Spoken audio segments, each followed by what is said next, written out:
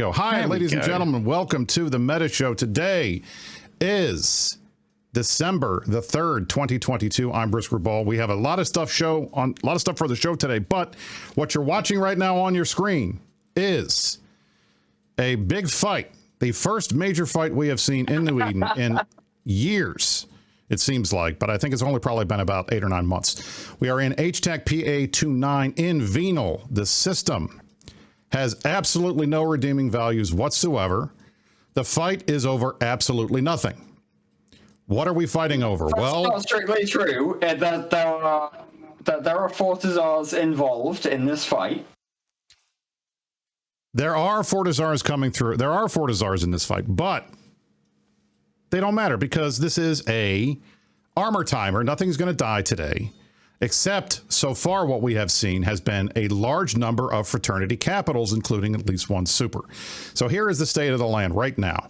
Boss Alliance, one of the very venerable old alliance in the game, has been living in Venal, which is NPC space in an area up in the north around the drone regions. It's surrounded by Pappy and unhappy Pappy space. Fraternity, Pandemic Horde, Pandemic Legion, NC Dot, our old friends in the Pappy Coalition from the last war. Despite the fact that the Imperium is still the Imperium, these guys have never gone away either, and they love to help each other. And so in order to bully this small alliance that's living in NPC space, who has a Fortizar here, they called in everybody and their brothers to the point that we had over at one point almost 4,000 people fighting in this single system over this armor timer for a Fortizar that does not really matter. And again, as usual, what we are seeing is a proxy war between the Imperium and everybody else in the game.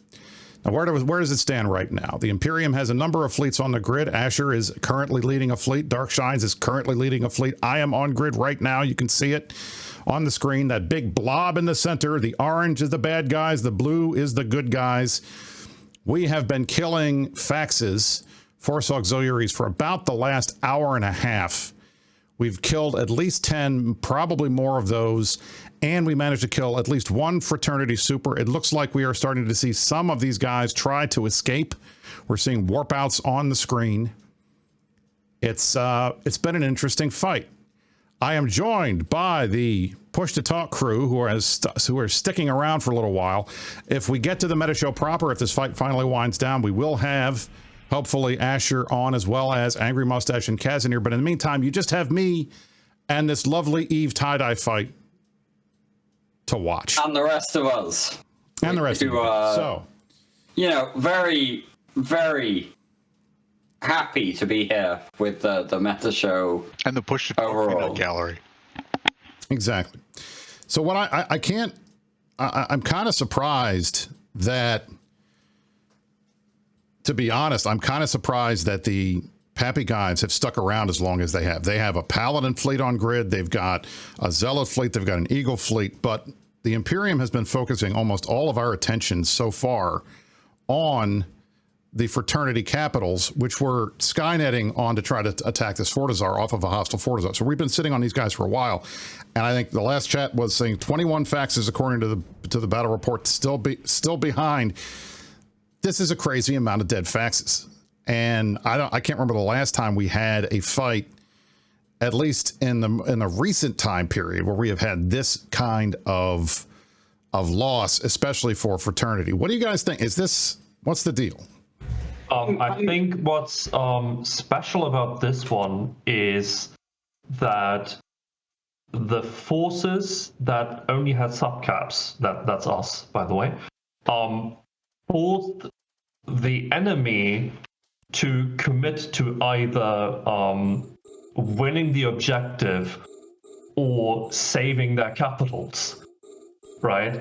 And that with only subcaps, because we don't have any caps in range, at least that I know of, because it's so far away from everything that we have that we can't really get them there in time, right? So with only subcaps, we threatened their capitals and super capitals enough that they had to decide if they either go for the objective or for saving their capitals.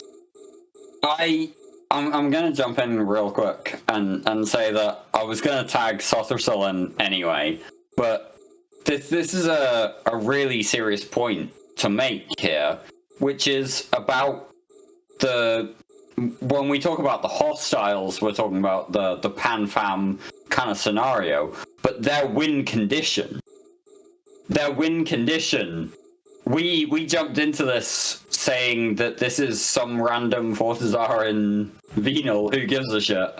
But actually, if we commit a bunch of subcaps and can have capital and super capital kills at the same time, we can actually create a bunch of kills that can't be replaced easily. So that win condition scenario of randomly turning up and saying, "Hey, we're gonna kill, 3-1 in terms of the ISK ratio." That's a big part of this, and yeah, Soth probably could have phrased it better, but hold on, just check. It does seem like the Imperium sacrilege fleet is warping off of the hostile fort onto a perch towards the Fortizar, towards the friendly Fortizar. They might be going to come kill these vagabonds. It is a very good possibility. Trying, at least. But yeah, at the end of the day, you have to take a look at what your win condition is. If your win condition is killing the Fortizar, then you kill the Fortizar and you're great. If your win condition is, okay, we don't really care about the Fortizar, but we can kill a bunch of super carriers that are difficult to replace overall, then that's a really solid move to make in the grander strategic movement of EVE Online. Some of you have been saying, oh my goodness, there's a lot of lock sounds in the background. That's right, because you are listening to live EVE music. If I have to listen to the lock sound while I'm locking random ships, you have to listen to it too. Again, we are in the midst of a major fight in H-PA29 in Venal. This is a proxy war fight between the Imperium and the forces of Pappy, Fraternity, Pandemic Horde, Pandemic Legion, and the crew. I haven't seen a lot of NC Dot guys out here today. Have you guys seen a lot of NC Dot guys? I haven't seen many. I'm actually heading to the bar with an NC Dot guy. Yeah, they have a whole fleet out there. It's like 99 somethings in. Wow, I didn't see it. Maybe. Well, that's It's the Onyx. It's the Onyx. It looks like 99 NC Dot on a wall. Check. It does look like another Imperium fleet has warped to another perch off of the grid. It looks like the Eagle fleet has now extracted off of the Fraternity Fortizar onto a perch. I wonder if this means we're going to go back to defending the Fortizar now that we have successfully dragged out the majority of the Pappy forces back onto their own Fortizar. I wonder if this means if we really are going to get that big brain play of dragging them along the grid in order to save the fort. Well, here's the thing. You're talking about saving the fort. The fort doesn't matter. Well, I don't care about the fort. Do you guys care about the fort? It's not our fort. It's Boss's fort. No. So it's a fort literally the other side of the galaxy. This is just a MacGuffin in movie terms for us to build the plot around. And the plot is we've got a big fight between Fraternity, Pandemic Horde, Pandemic Legion, NC Dot. I see they have a Jackdaw fleet out here. I'm glad they brought the expensive ships. Horde is in Paladins, NC Dot is in Jackdaws. I never would have thought that. Versus the rest of the Imperium and the Boss guys. Now, granted, we don't particularly care one way or the other what happens to this Fortizar, and I don't think Boss really does either, because in the end, this isn't their thing. You know, if they lose this Fortizar, they'll drop another one. It's not a big deal. It's NPC space. They can move to a fort, to a structure that can't be attacked if they need to move their stuff. But they're using this as a content generator, and that's what we have seen today. And I think that's what I'm happy to see. It feels like we're finally getting some old school style Eve fights out of this war. You can see that we're seeing more capitals jumping out. You can see that on the screen right now.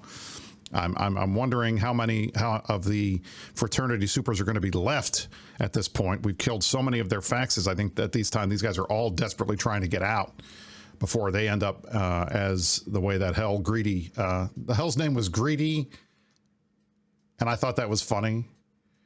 There's a question there. There's a question in there, Brisc, which is if you think that these people are bugging out as fast as they possibly can, do you actually think that the Fortizar that they were targeting is going to be reinforced overall? The Fortizar is still taking pressure, but overall, when you're seeing your super capital and your capital, reinforcements move away, are you going to see that just function in the next hour and a half to 2 hours? Well, I mean, here's the thing. It doesn't matter. I don't think it really matters to them one way or the other. I think, sure, if they're at the point now where we have killed enough of their stuff that unless they kill our entire fleet, it looks like some of our guys are warping off right now. It looks like if they don't kill enough of our fleet to get the battle report even remotely close to even, which I don't think it's going to be, even if we lose everything we've got on grid right now, they're going to have some way to spin that they won. So that's the point where I think then maybe at that point the Fortizar getting refed is going to matter, because then you've won your objective. We won the objective, and we were here to ref a Fortizar. We refed a Fortizar. We did it. But I don't think anybody here really thinks that the Fortizar is what matters. I mean, the reality is we're here because we're all here. That's what folks wanted. They wanted a fight. We have not had a major fight, and Darkshines was mentioning this earlier to the Init guys. This is the first time we've had a major Imperium form-up in months. I mean, a long time, since at least the Fire War, and that was 6 months ago. So getting everybody out and getting the dust knocked off has been helpful. This is still the sort of fight that, when you look at it, it's 3,000 players. It's 3,000 characters and accounts. It's not the sort of thing that we saw mid-war. It's not the sort of thing that we've seen in a lot of years. It is very much it's a fight that happened, and we love the fact that it happened, but it's not as if it's significant in a lot of ways.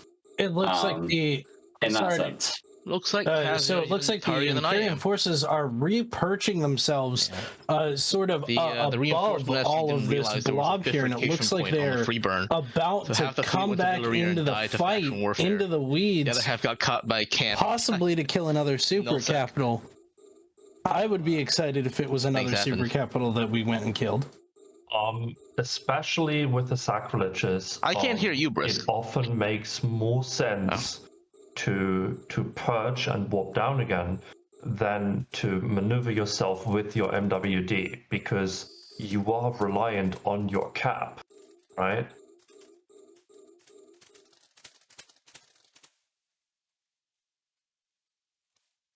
It could also be that they are positioning the hack fleets that purged off in a better way to put more pressure on the enemy subcaps. Ladies and gentlemen, welcome to the Zoom call, which we will be using for the Meta Show comm, so he can't hear Discord and Discord can't hear him. But Angry Mustache, our boy Angry Mustache, has just joined us. How are you, sir? He's got to unmute himself first. Now, you're not on camera yet, so don't worry. You don't have to worry about the camera. This went really well in terms of whether or not people on Discord can hear anything going on, Brisc. Oh, I don't know. I don't know if Angry can hear me now or not. So you've got that transition down pat. Well, here's the problem. I don't use Discord because Discord sucks, by the way.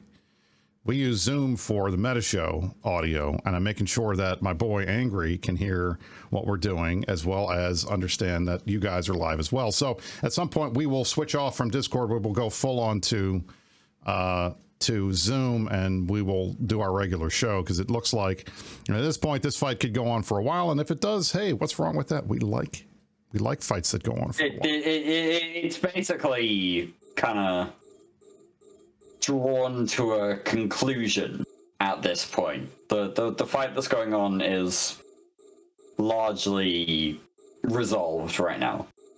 There's not really a situation where anyone wins in that fight. It's going to be fun. It's going to be interesting to kind of take a look and see what ships die and what ships are still alive. But by and large, it seems like people will still be alive. So the Hell kill mail finally came in with the top damage coming from a brave Hecate who was probably shooting the thing for fucking ages. That is amazing. That is amazing. It had the little Hecate that could. The fucking Hell had 3 abyssal DDAs on it in its low slots. On Z-Kill, it's currently valued at 30 billion, which I'm sure it's worth a lot more than that in all honesty, as far as recuperating that build cost there. But it had a couple abyssal modules that were probably incredibly expensive, considering those mutaplasmids alone are almost an extra billion or two. Here is on the screen Greed Super, who is dead. 29.8 billion ISK Hell that went bye-bye in this fight. So not too bad. It's rumored to be Nora's ult. If it is, I would laugh. But then again, aren't all of them Noros alts in Fraternity? Anyway? I mean, come on. Not too bad. And again, top damage. Yeko Hatake, Brave Empire, 26,000 damage in a Hecate. I am proud of him. That is what I like to see. Good job. And that officially puts the battle report at almost 150 billion in losses for the Panda Fam side. Now, obviously, the Panda Fam guys are going to say already replaced because that's what we say in EVE Online. But do you really think these guys are that interested in losing 100 billion ISK worth of ships or more for reffing a Fortizar that nobody really cares about? That's a question for the group. I mean, they're not even getting capital kills. With the I think they are. I think they are deeply invested. I think this is exactly what they wanted. Exactly. I think the Paladin pilots are also having a great lot of fun right now, not being able to track anything, being tracking disrupted both by the storm and all of our crucifiers. Let alone those paladins must not be having fun in general with the long lock times, the slow movement. They're probably sitting there bored out of their fucking minds in this tie-dye. I just managed to get a lock on that Basilisk and it melted. Unfortunately, I did not get to shoot my guns. But, you know, that is unfortunately something that happens in these 10% tie-dye fights. Now, I will tell you this. I know this is probably going to be unpopular with a lot of you people. It's probably going to be unpopular with the folks that are in the commentary chat, but I will tell you this. I like these fights. I know we love to say, oh, 10% tie-dye, oh, this is the worst, this is horrible, I can't stand it, it's, oh, why are we doing this to ourselves? But I will tell you, getting to spend a Saturday afternoon hanging out with 3,700 of my best friends and the best enemies money can buy, shooting them, getting back in another 10% fight that reminds me of all the fun fights we had during the Great War, and there were so many of them. Even M2 and the other fights, you can say what you like about, oh, these tie-dye fests are awful, they're not that much fun. But you know what?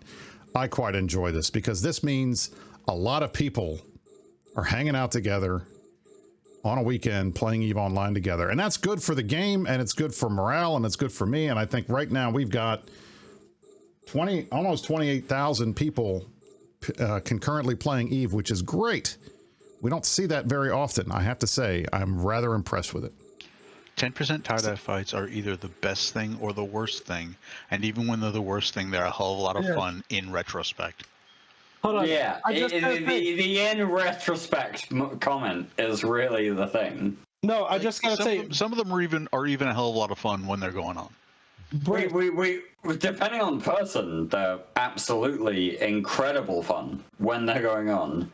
But if you're just kind of doing the I was there, even the I was there is an incredible amount of fun, right? Like, oh yeah.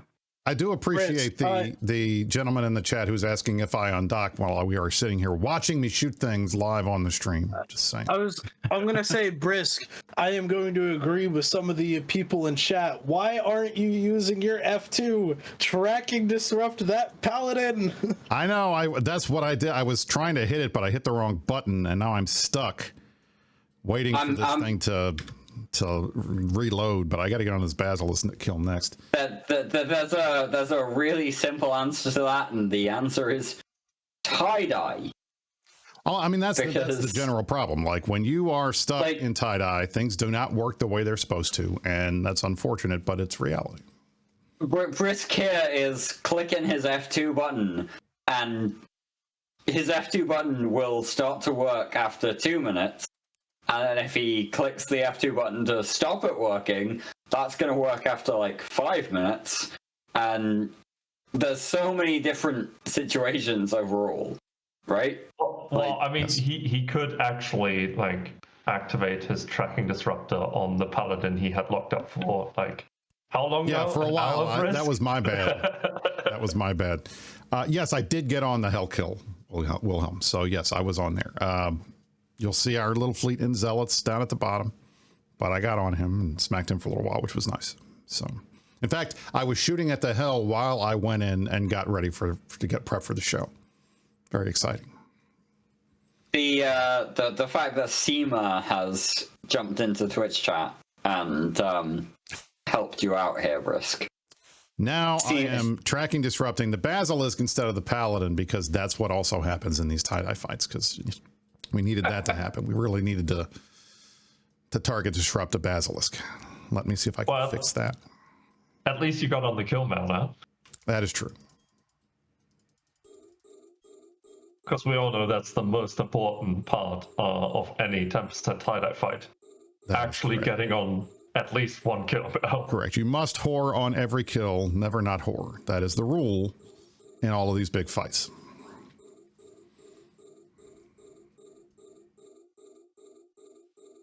What is this whoring you guys talk about? I wouldn't know what that is. That's the problem, Miss Logie. You don't get to know. I can bring GPS drones. All right, ladies and gentlemen, it is time for me to head out. Me and a couple of folks are heading to a local bar. So I wish you guys a farewell. Keep shooting, keep up the good fight, and never not use your horde guns and horde drones. Brisc is already taking over, so this isn't actually an issue, but here we go. Yeah. Enjoy your night out, Mifune, and drink responsibly. No, never. Ladies and gentlemen, you are watching continuing INN coverage of the first big fight we've had here in forever.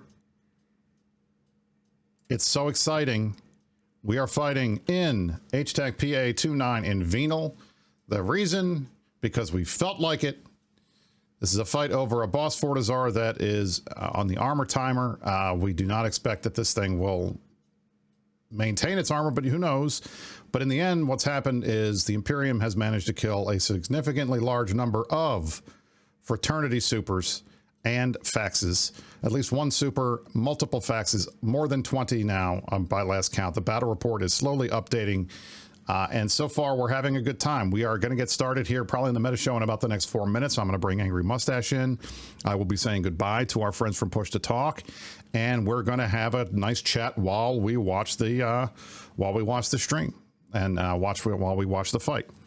And I'm going to do my best to follow Shines and do what he tells me, even though I can't hear him, because that's what we do here, and we're going to make it happen. So, ladies and gentlemen, continue watching. Do you guys have anything else you want to say before we switch it over to Metashow comms?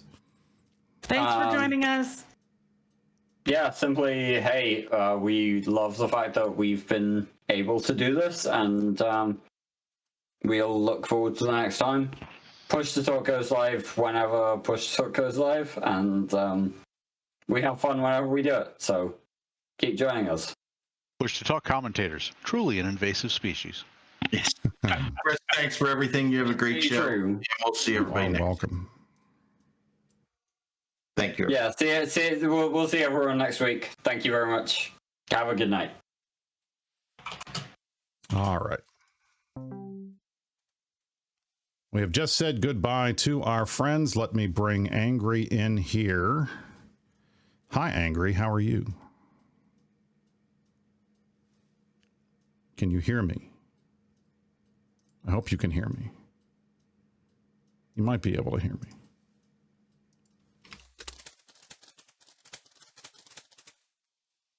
All right. There is Angry. Where is Angry at? Oh, there he is. Hi, Angry. How are you, sir? He's here. I don't know if he can hear anything. He might not be able to hear anything.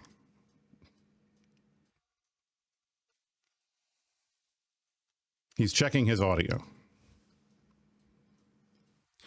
All right. While Angry stares at the screen, we will continue chatting here. We are watching continuing coverage of the fight in H-TAC-P. So far, we are in the process of seeing a lot of bad guy ships go boom, which is what we like to see in EVE. It is Saturday, December the 3rd, 2022. We haven't hit 2023 yet. That's in a month. But in the meantime, we're looking to have Asher as well as Angry and Kazanir on the show today. We don't know whether it's going to happen or not because, as you can see, we are in the midst of a big fight. Big fights mean FCs and important people are in comms and doing things together, and that means they're not here goofing off and hanging out with us. But that does not mean that we're not going to have a good show because we got a lot of stuff to cover today. I wanted to talk about, in addition to this fight in Venal, I want to talk about a number of the other things that have been going on in EVE. We've seen some major changes across nullsec. We've seen Red Menace Coalition has fallen apart. We've seen Red Alliance decide to turn itself into a faction warfare group, just like Test Alliance did. For those who asked, was Text next? We didn't have to go after Test next. They nexted themselves, which was kind of funny. And I think it was pretty interesting that the group fell apart and now they are in faction warfare space. That seems to be the retirement area for all big nullsec alliances that want to take a break. They go off and they do stuff in faction warfare, and that is what we have seen so far today. Now,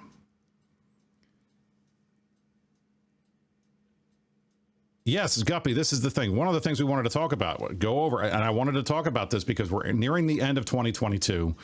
2022 has been a reset year. It has been what we would have called in a baseball terminology or a football terminology, would have called this a rebuilding year. Everybody took some time off.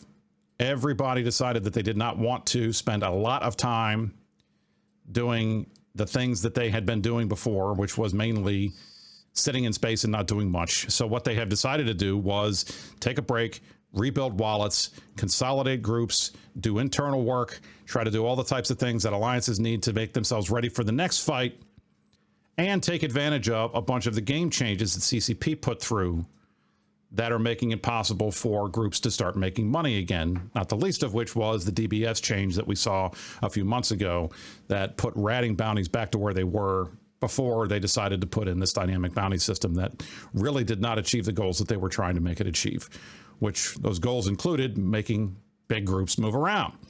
Did big groups move around? No, they did not. In fact, it kind of was a thing where most of them stagnated and stayed where they were. The only big group that moved was Test leaving Outer Passage and going to faction warfare. Other than that, most of the other big groups stayed where they were. Imperium is still based in Delve and Fountain. The Pappy folks are still based in the drone regions. Fraternity, as part of Pappy, although they are Winterco, is still based in the north. And the southeastern part of the map is still Fire Coalition. So most of these groups did not move based on the changes that CCP wanted to put through to make them move. But what it did do was it did disrupt nullsec income generation for quite a while. And the result was a lot of people got mad and quit the game. They have been working to change that and bring folks back. But in the meantime, we've all still been here trying to do what we can do to keep the game going. Angry, can you hear me? If you can hear me, Angry, wave your hand. He can't. But Kazanir's here, so let me get Kazanir in. We will bring our boy Kaz in. Let me get the cameras reframed for Kaz and see if we can get everything set up here. In the meantime, Kaz, can you hear me? Okay. Now you can hear me. Now I can hear you. How about you talk to folks for a little bit while I get the camera set up? Because Angry doesn't seem capable of hearing me right now. Mm-hmm. So say hi. We're live already. So go ahead. We are live. Everybody. We are Holy continuing crap. coverage. All right. Well, I was not prepared for that. Let me open Twitch so I can see chat and so on and so forth. Excuse me, folks. I was just finishing eating a candy bar and keeping up my anchor on this fleet where we've just changed locations. Never follow an Asher Elias to a 4th or a 5th location. Is that a joke? Anyway, hi, everybody. What do we got today, Brisc? Kaz, right now, like I've been telling the folks on the stream, we are in the process of watching this big fight in Venal that really has no reason to even be a thing. I don't know why it's a thing. So I don't know if you guys got a lot of reasons to be a thing. We're all itchy. That's exactly what it is. It's over. Everyone just nutted their desire to play. There he is. Hi, Angry. We've been waiting for you. You're here. Oh yeah, I didn't realize my stupid headphone had 2 channels and I was listening on the wrong one. I brought a Guardian to this fleet, right? Got to keep up the no-kill board mythology, first of all. But also, I'm anchored. My cap chain is up. We brought 35 Guardians. It's not like I've been doing a lot, right? So anyway, so I'm not surprised you've been broadcasting all day, Briss. That's great. I don't know. I saw a lot of large orange things. It seemed like an exciting time. Why shouldn't this fight exist? No, honestly, I know the expansion is now nearly a month old, right? But I played 3 AAA video games through to completion that are not EVE Online during the month of November to gain like mythological powers, right? Magic comes in 3s. That's on one of those old shows. So that's what I've been doing. So I would delight in hearing all the EVE Online news. I think of myself as more of a color commentator for this episode of the Meta Show than knowing anything, right? And it's nice that we're finally getting to have some fights again. Yeah, we're finally getting these fights again, which is pretty cool. A fight where a super carrier dies that ultimately was over a fort in NPC Nullsec. That warms my heart. Your joining broke our thing. Broke the no, it's fine. I'm working on it now, so give me a second. Here, I'll let you guys. You guys can watch live as I get this stuff set up. The viewers, you can see behind the scenes of the Meta Show while we're doing it. So right, the viewers I saw over on Twitch, they briefly had a view of Angry's chin and the detritus behind me on the wall of my office. Gotta love it.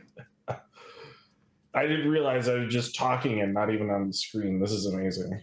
Well, you're going to be on the screen in a second. I just got to get your camera ready. So we're going to window capture. Here we go. I even made sure to fix my disastrous hair sometime in between anchoring and doing cap chain, right? That's not it.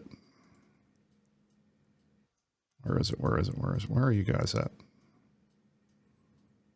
There it is. There is the meeting. I've been crapping on Photon UI a lot because I was uncertain about it, but then it turns out it has a very great function where that the UI actually scales. So if my screens are in different resolutions, going one's 4K, the other one's 1440. If I move a window between them, the overview stays appropriately sized. That's actually really nice. Really? Yeah. I did not experience it that way when I resized mine, but I don't know. No comment. I reduced mine by like a factor of 4, right? And that it didn't like that at all. I mean, it looks like here we're seeing some more caps jumping out, which makes me think that, you know what, the fraternity guys aren't happy right now. They have to, imagine right now you are a fraternity guy. You thought this was going to be a slam dunk, not a big deal. You bring your super, you bring your faxes, and all of a sudden the Imperium just decides to land right on top of you and start shooting your stuff. It was really funny in the beginning of this fight when you would see all the fighters flying back towards this Fortizar because these guys were trying to get their fighters back so that they could either defend themselves or they could tether up, but they couldn't until they brought their fighters in and they had de-aggressed.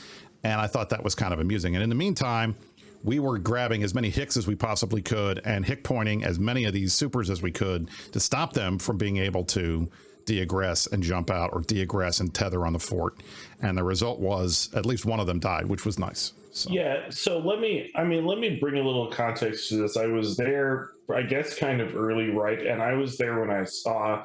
Keep in mind, I as the mythology has it, I'm mostly a jump freighter pilot. Don't see all these things all that often, but I saw the super carriers send the fighters over to the blob to sit on the paladin blob, right? As if the paladin blob was going to be our target, and they wanted some like local defense from 1,000 hacks or what have you. So the fact that they then quickly pulled back as they saw what was really going to happen was just kind of funny. But yeah, it is funny how this seems to have gone, right? I guess I would have preferred Paladin kill mills myself, but it is what it is. It's just awkward, I guess. That is what it is. So Raven asks, Brisc, do you think the Greater Trash Coalition will be neutral for World War B3 or will align with the Imperium? I don't know. I mean, here's the thing. I think, first of all, one, we have to see if anybody actually wants to have another one of these big wars. I do. I'm hoping that the Horde guys do. I think this fight here today is evidence that, you know, we are in the process of seeing folks get ready. We are in the mood. There's no other reason why this fight would have happened the way that it did if we were not in the mood, ready to go to have one of these big fights. And it looks like we're seeing more of the capitals warping and jumping out of system. There were 3,700 people here. There are now 3,300 or so, but a lot of these caps are leaving. So well over 10% of the logged in player base was the quote I saw, which is all of a sudden substantially larger than it has been for a number of months, which is great to see. So that is exciting. What ultimately the fight means, I'm not sure I have an opinion yet. It is interesting how things are playing out. As suddenly a lot more people are playing and are itching to blow some things up, right? So on your screen right now, you are watching the fraternity capitals that were on this Fortizar. They are in the process of jumping out. The folks in blue, in light blue, are our friends over here from Boss and the other folks that live in this area that are here to defend the fight. The dark blues are our friends from Goons. The purples are the at least the Init Zealot fleet that I am currently sitting in. The oranges and the grays are all the bad guys. Those are the Pandemic Horde group. They are the NC Dot group. They are the PL group. They are the Fraternity group. Fraternity is in gray, and the Horde and the rest of the other pappies are in orange on the screen. That's what you're looking at right now. As you can see, we're starting to see those diagonal flashes that you see are the symbols of these capitals jumping out of the system. They are de-aggressing and getting out. We are in the process of killing a lot of these Hicks that are here. There was a whole fleet of Onyxes from Pandemic Horde that was on grid as well, and we've been in the process of trying to clear those out as we can. So how did the progression of the fight go for you in initiative? Was it pretty similar? You came over with everyone to the fraternity Fortizar? Yeah, so what we did was we started forming up about 4 hours ago. We had a large beta. The beta is the third highest priority fleet that we do. It was a beta max, so we want to get as many people as we could. We filled almost 2 full fleets, 1 full fleet of hacks and another fleet that was hacks and everything else. You're baiting me into starting making fun of our valued allies, Brisc. Sorry, continue. I think Betamax do a good job. A VHS thing or something, like a tape drive was called a Betamax. That was a Betamax. Exactly. How are you possibly old enough to know that existed? That was the fight. There was the big fight between which one was going to become the main adopted one, VHS or Betamax. They went with VHS. That's the one that won the tape wars of the early 80s when I was a kid. But we called it Betamax. We had about 3 I think we had 3 fleets, 2 full, and then 1 of extra folks. We then made the long trek all the way from Fountain to up to Venal. And I mean, it was made possible, made it a little bit better. We had access to jump gates to get us through there so we can get up there a little bit faster. But it was a 30-some round jump, trip to get to Venal from here. I mean, I'll tell you, I'll pull up on the screen. You guys can see where we're going. Well, hold on a second. Let me pull it up and see if it'll give me the distance. But I mean, it takes a long time to get from our space to the space up here. Yeah, absolutely. That was a pain in the butt. Yeah, I think we probably I was forming at exactly the same time you guys were. I think we maybe started just a tad earlier, and I was late, right, buying a Guardian at the last possible moment off contracts. But I was given to think to myself, there's a lot of talk about how over OP antiplexes are supposedly, and so forth. And then I was sitting there thinking, as I spent a lot of time in time dilation, and ultimately 2.5 to 3 hours in travel or what have you, that maybe I don't know, maybe these things balance out in practice.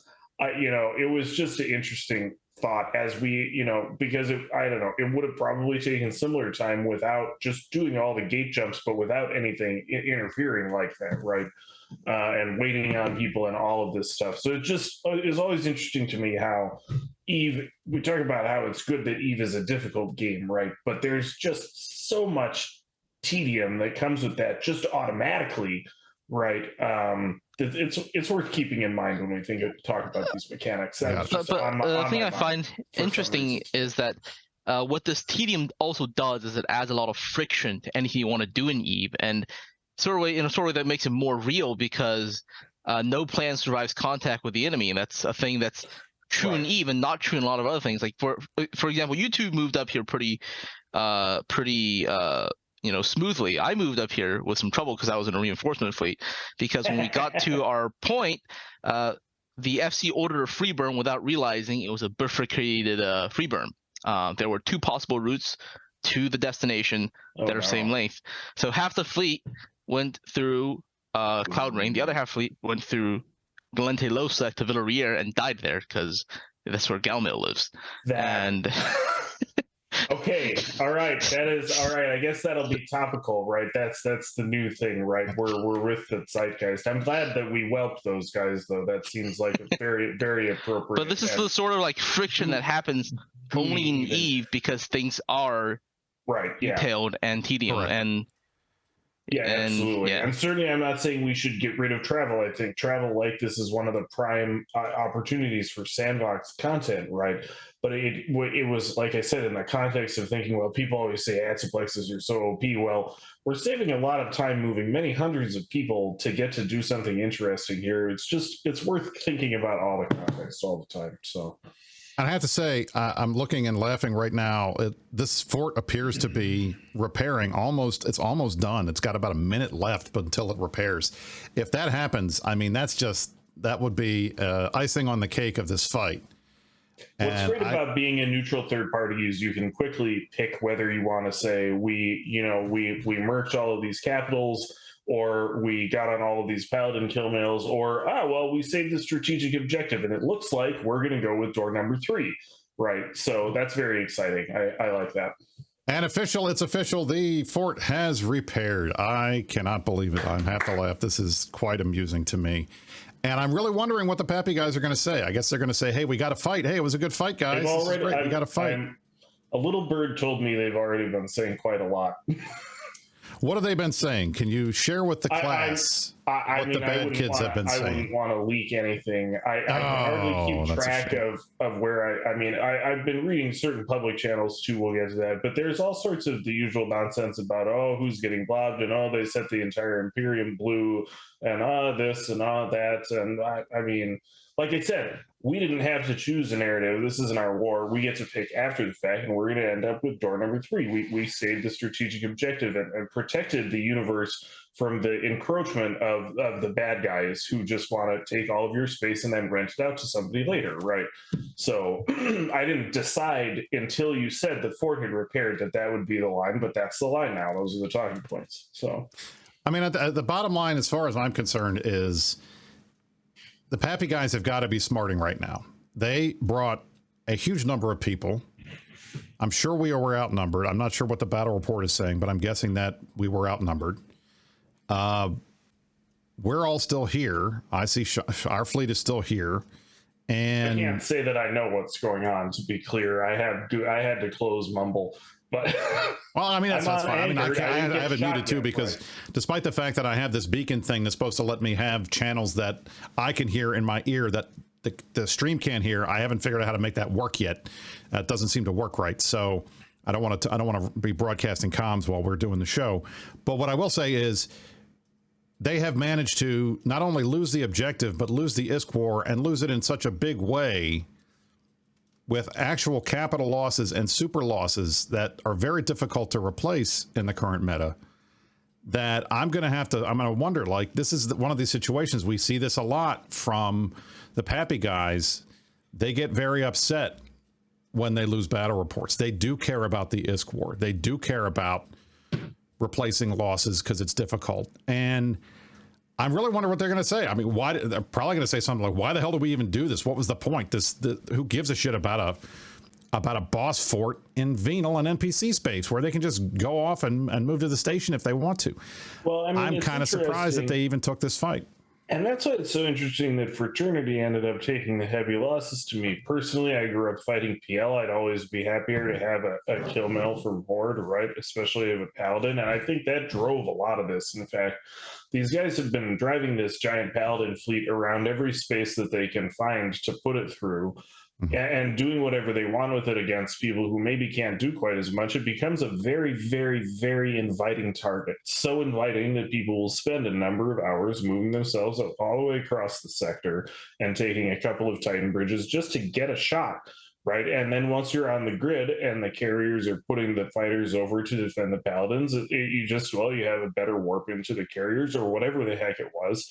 And so a bunch of faxes and a super carrier end up dying instead. But the things all hang together, I guess.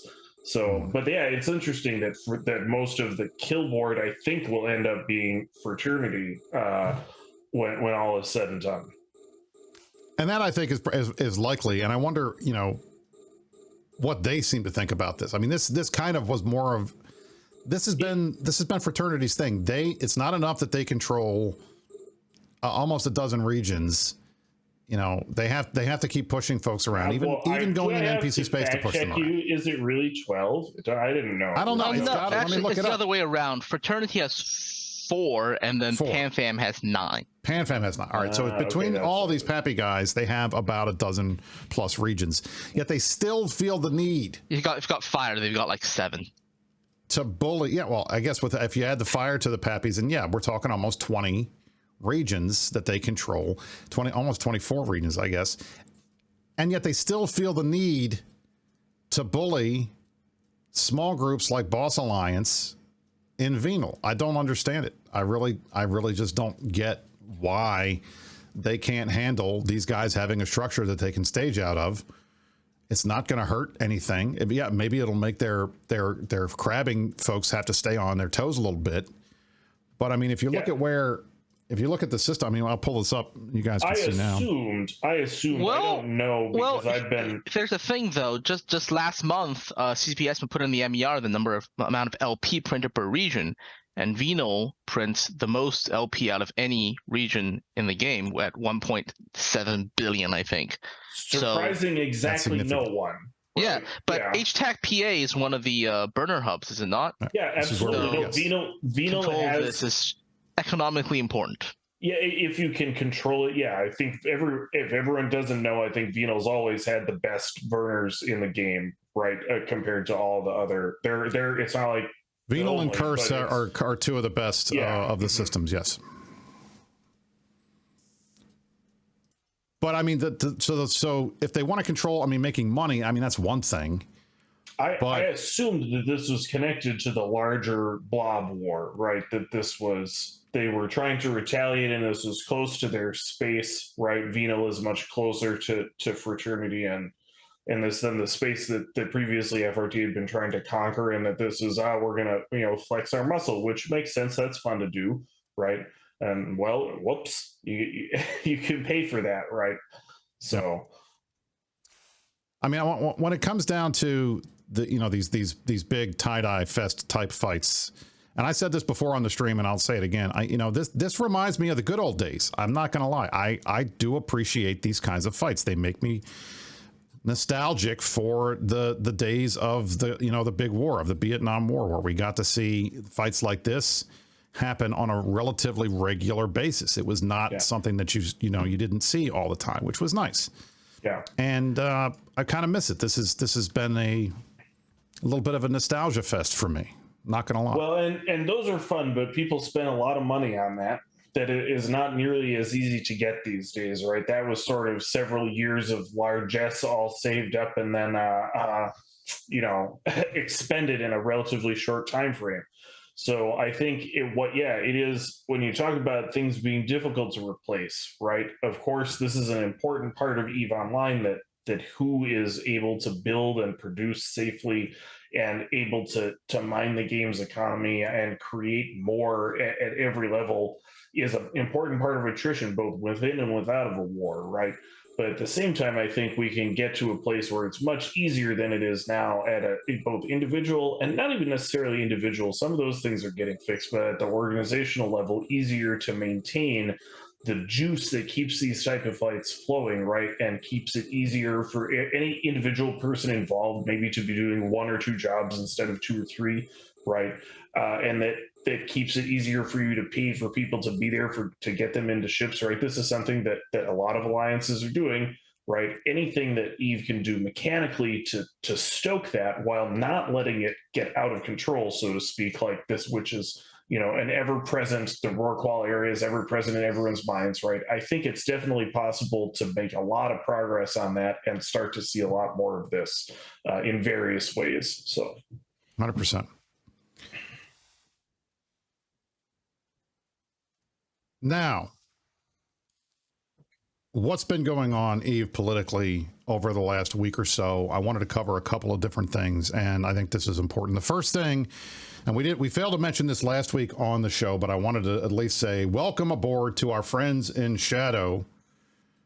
The Shadow Ultimatum has joined the Imperium. They are the newest group to join the Imperium. They are folks that live right now up in the Clown Ring area, and I expect that they're going to be fighting the Severance and the Seven Sanctum guys. Well, not Severance, the Seven Sanctum guys, and everybody's up there.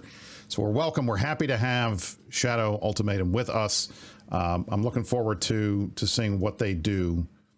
Kaz, tell us a little bit about that. How did that go? How did that happen? How did that come into play?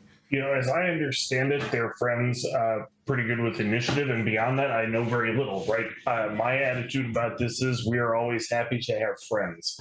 I was just referencing the sort of eternal war. We see one aspect of it here with this today, right? We're always happy to have new people look at the Imperium and say, hey, these guys are cool. We want to do things their way, right? There are a number of aspects to that, right? We try and not have really too many jackasses in the Alliance, among other things, right? We don't rent. We play EVE in a certain way, and trying to actually give people within any given Alliance in the Imperium a great deal of freedom, right? I think it might not be clear to many of our listeners if you've been in the Imperium a long time and haven't lived a long time in a different nullsec alliance, but many of these places you can't go out and do as much in the same type of way. It's not a free market, right? You can't go out and just be a producer yourself. This varies a lot.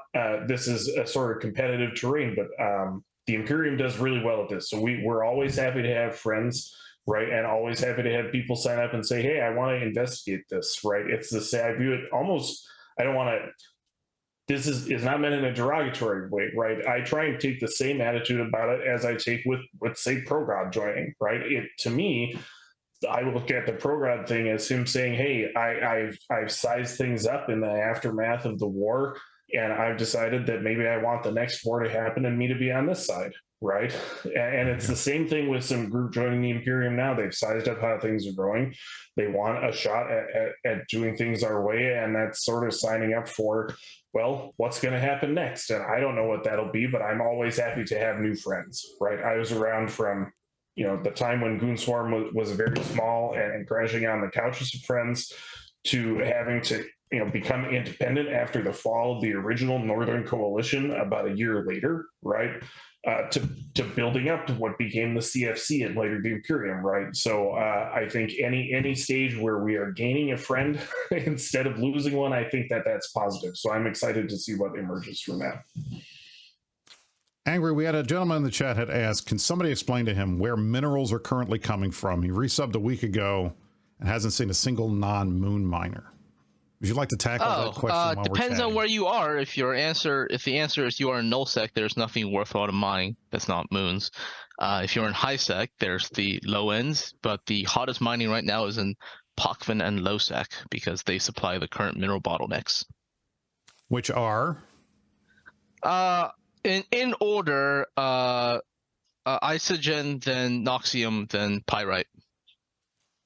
Which has not been a lot of fun. The fact that 3 of the most important minerals for building ships are gate locked behind lowsec, where you have 2 things that come together to make it very difficult to mine there. Number 1 is no one wants to live in lowsec who mines. The miners all want to either be in null or highsec. And 2, if you get more than 4 people in one place, Snuffed Out will drop dreads on you. So it does not facilitate a big mining empire. But at the same time, that is, if you ask CCP, that is exactly what they want to happen, because it is a fundamentally more risky area, and there are metrics to support that. That is an accurate statement that lowsec and Pochven are more dangerous, are the 2 most dangerous sectors of space by terms of player hour and things dead. But what they haven't realized is they haven't changed mining, the paradigm of mining, to support doing it in that dangerous environment, because if you go in with what people generally mine with, you don't have the throughput to actually supply isogen and noxium for all of Eve, and that's something that we need to address. Yeah, I think the difficulty, I mean, we could get more into this. We didn't plan the show for this, right? But what they've tried to do with the minerals is they've tried to establish sort of regionalized bottlenecks on some of them, and that works, right? The bottleneck in Eve's economy is a classical part of how it's worked. That's not illegitimate, right? What should be happening is you should have certain pieces of a portion of the economy bottlenecked on a static amount of resources that people have to go after, right? One of the difficulties with Rorquals is that you could just keep respawning grav anomalies over and over on every single mineral at once, essentially, and just break things down to the insurance floor. With the bottleneck in place, you can have value attached to this, but the problem is that lowsec both doesn't allow you to scale it all, and the paradigm is not adapted, like Angry is saying. There's no way to go in with a mining fleet that has sort of protection from the kind of snuff dreadnoughts. It's the game is just not balanced around that, right? What they should be exploring is not a sort of regionalized thing necessarily, but the idea that if you're doing mining in a either someplace that's more difficult to access that doesn't repop like a belt, right? Or it's in a more dangerous area like lowsec or Pochven that you should be getting access to ore that is quicker to mine. It's denser, right? You are putting out more ISK per hour just because you're gathering more.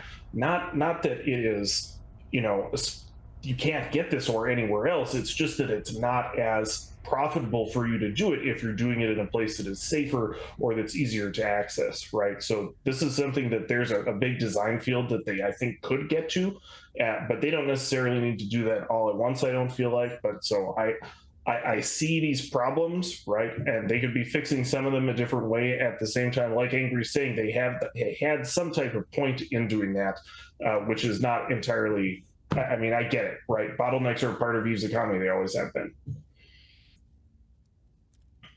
But what do you think about, I mean, the whole idea of putting mining in lowsec? I mean, lowsec has enough of some of the most lucrative of all of the ISK making possibilities in the game. You've got level 5 missions, you've got burners, you've got a bunch of stuff that they've added. You've got the key sites for all of the ESS reserve banks. They're all in low sec. There's a ton of ways to make money in low sec. Yeah. Why put mining there? I think my big take on this, I think, is that they've consistently tried to do this with low sec. They've tried to add some relatively valuable thing, and fairly end game content ends up being there, right? But because you can't build or really protect infrastructure there, it ends up only being suited for the people who are already very veteran EVE players, who are comfortable living on their own, who have their own income streams. They know how to go out and make money on their own anywhere, right? That's why you get people like Snuffed who are dominant there, because you can't, it's harder to take care of a new group. And the groups who live there, I mean, many of them have told me they don't have time to take care of a newbie. It doesn't work that way, right? Well, that may be the paradigm in the past, but if you may notice that they just reworked faction warfare. So right. that is the plan, but I would think that it's sort of cart before horse, is that if they did faction warfare first and then made low sec where the valuable resources are, that would be better received, because now there would actually be people in low sec to do the thing. I mean, I don't object to the people winning faction warfare having access to good resources, right? I think that makes as in sense. Faction warfare being a draw to get the critical mass of population in there, because faction warfare, for better or for worse, is more new player friendly than I guess most places outside of an established null group. Yeah, I think that's true, right? And I think that the pattern with faction warfare is what they should be doing with more of their low sec content. And that was the sort of take I was edging towards, is that it's, don't put a level 5 mission in there. Don't put these super difficult sites. That sort of stuff, that has a place, right? That should be out in like NPC nullsec regions, right? If you want content that's not in SOV, right? What low sec should be is more varieties of things that bring someone from high sec out into the game, right? A version of a mission that you could do in high sec, but if you take it from the sketchy low sec agent, it pays you 10 times as much money, and you can pay through your Omega that much more quickly. But in order to do it, well, you have to brave low sec, right? And that turns out to be tricky, right? You want something that is a really good option for possibly someone who doesn't at all know what they're doing in high sec, should still be tempted to make the choice to go to low sec and do a thing, right? That should be happening day in and day out. And right now, it's just not like that. Everyone knows they can't try that. You know, that's my big take on what low sec should be. So if you want to have mining there, I think you can do it, but you don't do it this way by screwing up the game economy around that bottleneck. You just say, well, low sec is probably just the high sec minerals, but it's that you mine 5 or 7 times as fast in a low sec belt, right? That would be an interesting mechanic to me. So I guess that's my take. Ladies and gentlemen, you are watching continuing INN coverage of this fight in H-PA29 in Vienna. We are in the process right now of this fight is kind of winding down. At its peak, we had over 3,700 characters in the system. We are now at about 2,850. Essentially, this fight was over nothing. It was over a boss structure, a boss Fortizar that was on the armor timer. Pappy, who control the regions surrounding Venal, don't like the fact that boss is here, and they did not want them dropping any structures. And they're trying to bully these guys around. It's a small alliance facing a coalition filled with some of the biggest alliances in the game, including Pandemic Horde, including Fraternity, including NC Dot, and including Pandemic Legion. And the result was, on the good guys' side, you had the Imperium show up to third party, basically to fight the Pappy folks who had formed. Our goal was to kill as much as we possibly could, and so far we have managed to do that. We've killed more than 20 Fraternity faxes. We've killed at least 1 super. We've been picking off ships as we can go. You guys have seen over and over again, Onyxes and Claymores and Balgorns and little random stuff has come up and died while we've been doing this. It looks like the fight now is winding down. The result here is, and I'm not even spinning when I say this, what looks to be a pretty clear-cut Imperium victory. both in terms of the ISK war and in terms of the objective, the Fortizar has repaired, which I was very surprised to see because it didn't seem like they needed to do a lot of damage to it. But I don't think in the end that this fight was anything more than the big guys, both on our side as well as the folks that live here. We form Blob and the rest of the braver trash coalition, as well as the Pappy folks. We just really wanted to fight. You just said, so you said the honorable third parties won. Is that your ruling? That's it. That's right. Okay, we won. Good. We pulled it off. So, I mean, at the end of the day, the Greater Trash Coalition guys can absolutely be proud. This was their structure. This was one of Boss Alliance's structures, so that the structure has survived. They won. They absolutely won. They won their objective, which is pretty critical, especially going up against all these big groups that have way more numbers in them. And then in terms of the Imperium's goal, our goal here was to kill a bunch of stuff. And I think it's pretty clear we've done that too. So I'm excited. I'm happy to see this. I think the Horde guys should be happy too. They got to fight. The Fraternity guys are probably the ones that are the least happy because they're the ones that took the brunt of the losses. But in the end, we finally had a good 3,000, almost 4,000 person fight in nullsec over a structure that doesn't matter, which I'll tell you, if you really look back over EVE's history, the number of these big fights that happen over stuff that absolutely doesn't really matter probably dwarfs the number of fights that happen over significant things that people want to protect. Oh, absolutely. You know? It should be 10 times as many as this, right? That's, like I was getting at, right? I took note as I was sitting in command, right, as we were traveling, right? And took note of just all of the effort and the machinery that goes into moving a few hundred people across the galaxy to fight in this game, right? And honestly, what would be ideal to me is if 5 times the number of people could play this game and you could get that kind of a fight just a few jumps from home, right? Rather than it being 30 jumps across the galaxy, and if that were normal, right? Now, Eve has a long way to go to get there. That's why some people really like the 1DQT5Z era. Yeah, that was a great time. That was a fun time. That was a really fun time. Right, and I think that was an interesting time, but ultimately, not sustainable, right? You had that, and it was not going to last forever under the game's current mechanics. It was sort of an artifact of the years and years of build-up, right? What should be possible is to have this game be populated enough that this sort of thing is not the whole galaxy, but you can have this sort of conflagration between a few regions, right? That should be what EVE is capable of, right? Obviously, I think the game is at a little lower population now than it has been in the recent past, and even compared to historically, right?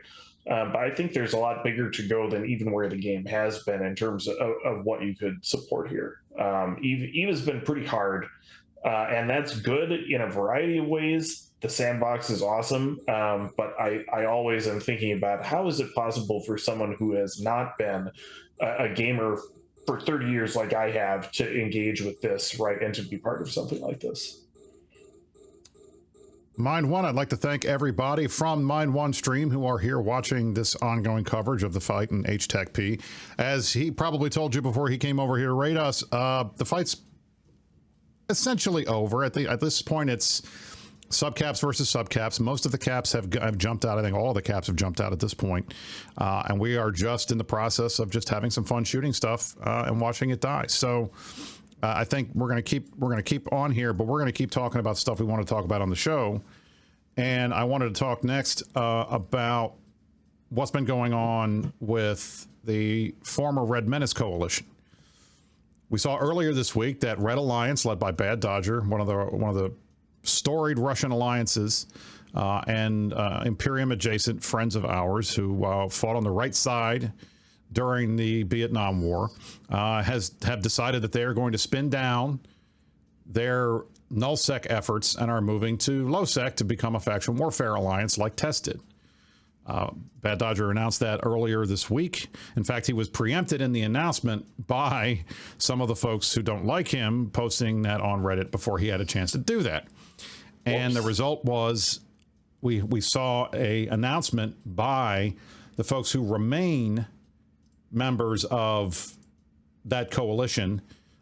They are calling them, so they have rebranded themselves, and I will pull up this press release because it comes from my dear friend LB LeBlanc, that This is now, they are changing the name. We are now the Red Menace Coalition becomes the Cockroach Coalition. This was yesterday, December 2nd. What could possibly go wrong? RHP, Reloaded, Kiss My French Alliances. They are announcing the formation of a new coalition formed out of the ashes of Red Menace called the Cockroach Coalition. And they are going to stay where they are. They are not going anywhere. They have been living in Stain. They're going to stay there, and they are planning on staying in Esoteria as well. So what do you think, Kaz? What do you think about all this? What is your take on it? I'm definitely not quick loading up sob.space in another tab to understand what just happened here. I think it's interesting to see. This is the second time in the span of about a month where we've seen a big alliance decide that it doesn't want to be in nullsec anymore and go out and fight in faction warfare. That's weird. So I think it's weird. The Cockroach Coalition, I got that right? That's the new name, the Cockroach Coalition. Okay, I'm picking up what they're putting down. Okay, and that's Esoteria and Paragon Soul. Is that okay? Now I'm tracking what's happening here. Interesting. Yeah, I think the faction warfare thing is interesting. Honestly, not for the fact that they would decide. I mean, that didn't surprise me with Test. I don't know Dodger's situation all that well, to be honest, but with Test, it didn't surprise me. Like, tale as old as time, right? Nullsec Alliance having a bad time goes to lowsec. But what is interesting to me is what will happen, right? Going to lowsec is not like going to Outer Passage now. You can go to Faction Warfare and play EVE Online, right? There's a ton of people playing for fracking EVE Online out there. You can, if there is life in that alliance, right, there's a potential for them to have a ton of fun and do stuff and honestly make a lot of money, right? I'm going to want to buy those loyalty points here in, well, not that very long. So I'm interested to see what happens to these alliances next, and if that becomes something that gives them any sort of rejuvenation, and if they're a going concern in 6 months or a year, right? That'll be interesting. I'm interested to see it. So, in addition, so what else we have this week? We had, that was good, RNC folding, and then we had the Cockroach Coalition coming up, and then we have, obviously, we had Shadow joining the Imperium, which is a big news. But other than that, when it comes down to it, the fact is, the map of New Eden has been relatively stable. We have a dead Thanatos. Great. Another dead cap. Wonderful. I did not get on that kill, unfortunately. It makes me sad. Yeah, I was going to say, you've been talking about how the fight is over, but the fleet I'm in is warping. We're still calling targets. I'm still getting shot at. We're still shooting people. So it's been interesting. I think in the end, one of the things that I'm interested to see is what happens in 2023. As I noted earlier on the stream, 2022 was kind of a rebuilding year. It was a year where everybody just kind of retreated to their own corners, licked their wounds. And granted, the war ended in 2021, in August of 2021, but that was such a large war that lasted so long that I feel like it took us about a year to get back to kind of where we're okay in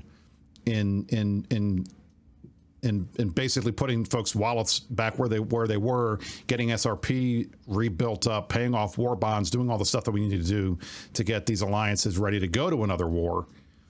I feel like that was 2022, and it also took a lot of time. The three of us on the CSM, the rest of the CSM, and players around New Eden complaining loudly about income generation and how hard it is to build ships and how there's no new content. We finally got some good stuff, some good changes out of CCP. It took a while. It always takes a while. Nothing in this game is quick or easy. The easiest thing, the things we think are hard, they seem to do relatively quickly. The things we think should be easy take a year or two, whether it's the red dot or fixing the BRM or any of that stuff. But we got it done, and now I think we're at the point where this fight, to me, signals that the big guys are ready to go and start kicking up a fuss again. Is that, would you guys agree with that contention, or do you think we still have a little bit more time before something big happens? Oh, who knows? I think I don't think putting a timer on it is ever going to be accurate. Honestly, I'll take the devil's advocate here. I understand where you're coming from, right? And I think that this does show that there's an element of pent-up angst, right? The expansion came out less than a month ago, but the expansion's marquee was out in LoSec, right? And all of a sudden, and of course, there's some local politics to this, right? Of course, Horde backed off taking this fight just, I think, last week or the week before that, right? And there was a great hullabaloo about that, right? Whether it's a harbinger of something larger, I think usually larger forces than that, structural forces, if you will, end up causing those things. So I don't necessarily believe that, but it's at least an indication that people are willing to throw down several thousand people into a system of EVE Online in the year of our Lord 2002. This is the biggest fight of the year so far, right? Correct me if I'm wrong. It's got to be the biggest fight of this year. Yeah. I can't imagine there was another fight that had more than almost 4,000 people in it. 3,700, right? So maybe, but at the same time, there have been a few fights around 3,000 that also meant nothing. So I'm not willing to rule on it yet, I guess. We'll see, though. Did we lose our Barghest yet? I shouldn't say that. We've been shooting at this guy. We've been shooting at a couple of these guys, but it looks like we're back on some caps now, which is good. So, I mean, one of the things that I did want to talk about in here today was the Pearl Abyss ratings call. I think we're going to go and do a real quick segment while we'll keep this up while we're watching this stuff. But I wanted to go through this stuff with you guys in particular because I think this is interesting. So we're going to do a piercing the corporate veil and then go into a discussion of CCP's third quarter revenue numbers. Oh boy. Oh, Laylapse just died. On hold again. Saw that too.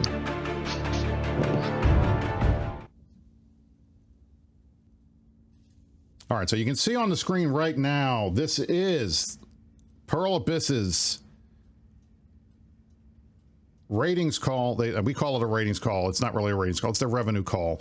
What they do is they come out and they tell everybody, all their stockholders, how they did. And we've been tracking this since EVE was bought by Pearl Abyss. CCP was bought by Pearl Abyss. They track this by IP. The light blue that you can see on the screen here is EVE Online as an IP, and that includes not just EVE itself, Tranquility, but also the Serenity server in China, also EVE Echoes, anything else that has anything to do with EVE Online, they track here. And what you see on the screen, this is every single quarter since CCP was purchased by Pearl Abyss. And what you'll notice, if you look at, hold on, let me get on I got to get on this apostle kill. Give me a second. There we go. All right. If you notice this, 19.4, this is all in Korean won. 19.4 billion Korean won was made in the third quarter of 2022. This is significant for two reasons. One, this represents in raw won terms the third highest ever, and I'll show you third highest ever in terms of their time of making money in this game. It's crazy that we see this here, 19.4 right here. The other biggest one was third quarter of 2020 when Serenity relaunched, and fourth quarter of 2020, which was right after Serenity relaunched and Echoes had launched, and everybody was excited. So this was the third 19.4, third highest. Yeah, there's a catch though. 2020 is the peak of the war too, right? That is correct.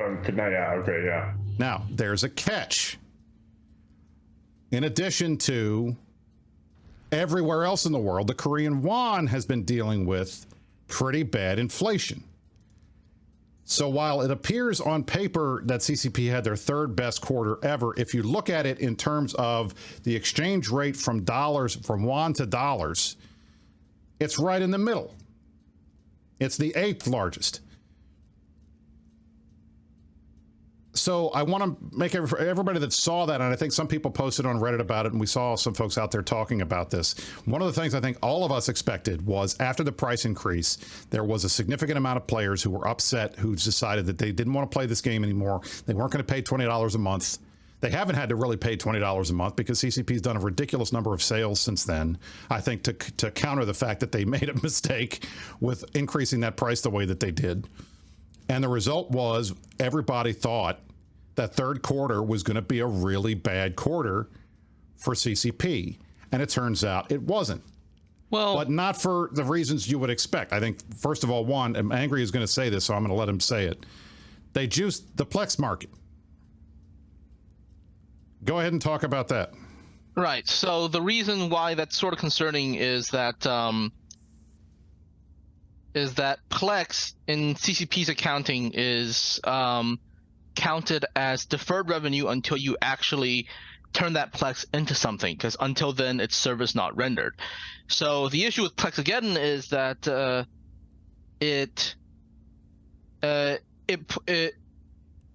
$600,000. Around $600,000 of Plex was used during Plexageddon because everyone who bought Plex then understood Plex only has that value for that weekend, and if you don't use it, you lose it. And that $600,000 is money that would have been spent down the line if people use Plex, because so many people stocked up on subs for so long that going forward, I'm thinking their Plex revenue, the recognized Plex revenue, would drop because so many people have Plex of their accounts for so long, unless they do other things like extractor sales. Wonder why that's been going on a lot, because when you turn a Plex into an extractor, that's also turning that Plex into recognized revenue. Knowing that the demand for subs is pretty fulfilled, so they might now look into demand for injectors and extractors. But this sort of thing is sort of borrowing money from next quarter to put on this quarter's thing. So we don't know how Q4 is going to end, but I guess we'll find out in January. Yeah, I mean, certainly. Go ahead. Yeah, go ahead. No, you go ahead. Go ahead. I've been talking. I mean, they've got to have been banking on Q4 for the expansion to some extent, right? That's, there's some sort of obvious beats in the timeline that I think their business people have got to be aware of that's going to help them, right? So I'm not necessarily negative about Plex again. I thought it was interesting. It is, as you say, it's a bet, right?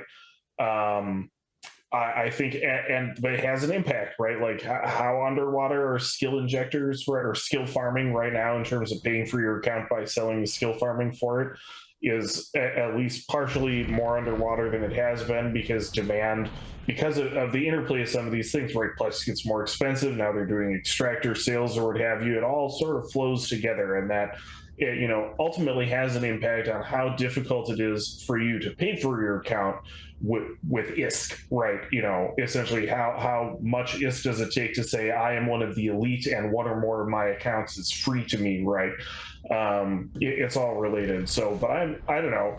In terms of revenue, I honestly, things seem to be okay for them. What's even more interesting to me is the interplay with the Forex issue, right? Is that even if we are sitting here and of course are always happy to be a little cranky about CCP, Pearl Abyss is so happy to have that cold hard cash in their pocket, because I imagine that they are not just converting that to won, right? I assume that they're banking that in dollars and euros or what have you. They don't have to, they don't have to say, maybe they did recognize it as one, I don't know, but I imagine that there's some accounting tricks in there and that they're not necessarily making the exchange. They were going to wait for the favorable time. That has a real impact on a multinational company of that size. So there's some executive over at Pearl Abyss who is happy that they bought a non-Korean company in that situation. That's just amazing. So, believe for them. Glad it worked out, right? Actually, while you were talking about the skill farming thing, one of the things I found is one of the best bellwethers of how profitable skill farming is where all the AFK campers go. And I don't know if anyone's around, but CCTV Eyes has been on for quite a bit. Like, his presence is significantly reduced because all those AFK cloakers fund their accounts by skill farming. So if that's underwater, the hookers go away as well. Right. Yeah. There are these weird sort of sandbox ecosystem things, because it's all connected, right? It's about how if you don't have to pay very much to keep an account on, then all of a sudden you can do a lot lower effort thing that maybe isn't as valuable, right? To just have that account, but you can do it just with the one account, right? And when that shuts off, the landscape or the astroscape or whatever changes. So absolutely. I'm anchored and I'm cap chaining, but I don't know what else is happening in this fight. And if you'll have to excuse me, I heard my doorbell. I'll be right back. You go right ahead. No, we're in the process of winding down anyway. I'll be honest. Okay, I can stay. We have been shooting stuff for a while. Apparently there are still, I didn't realize that there were still some apostles on the grid. I mean, right now in it, the Imperium has killed more apostles than the Romans did in this fight today. They've been dying left and right. More faxes have died. It's been absolutely crazy. And I think I'm excited. We're killing another apostle right now. We're in the process of knocking it out. It's going to be fun. And I think at the end of the day, this battle report is just going to keep growing. And that's great. This is what we want to see. These are the types of fights we want to see. We have not had a big fight like this in EVE in months, and that's a good thing. And I'm glad we're finally getting some of these fights back. So back on the CCP revenue thing, I think we're all concerned about, we want to make sure the company sticks around. We were all very concerned that third quarter was going to be bad. I think they recognized that they thought third quarter was going to be bad. They did what they needed to do. They did a couple of gimmicks to make it happen. And the result was the number came in right about in the middle. It was about, they made about $14.5 million, which is about average for CCP. And I think they were banking on fourth quarter being big because of the expansion. And from everything I can see, that seems likely to be the case. I think they're going to post a pretty solid fourth quarter number.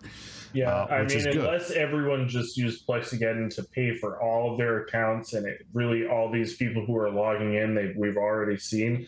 It's not maybe that's what we'll see, is that fourth quarter turns out to be good, but not like smashing or something like this. We'll find out, right? But I imagine that they are not totally displeased with the results of this year, right?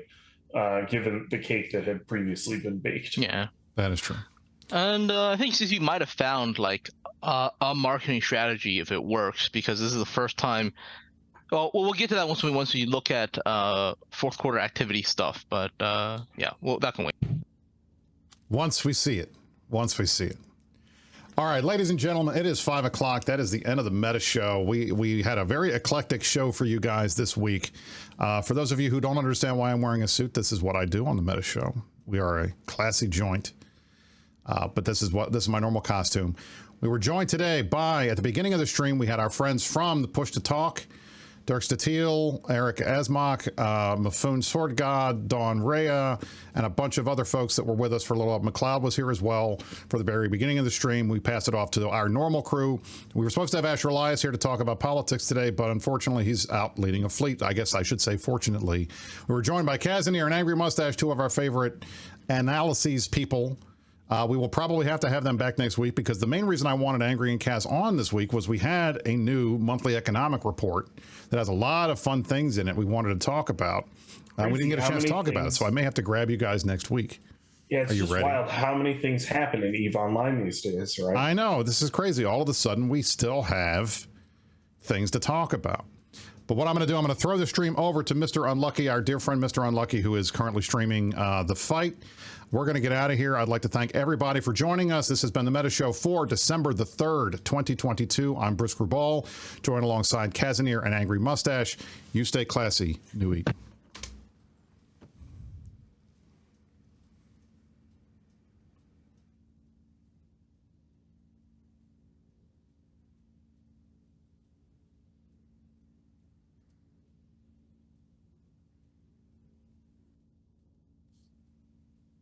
All right, we are out.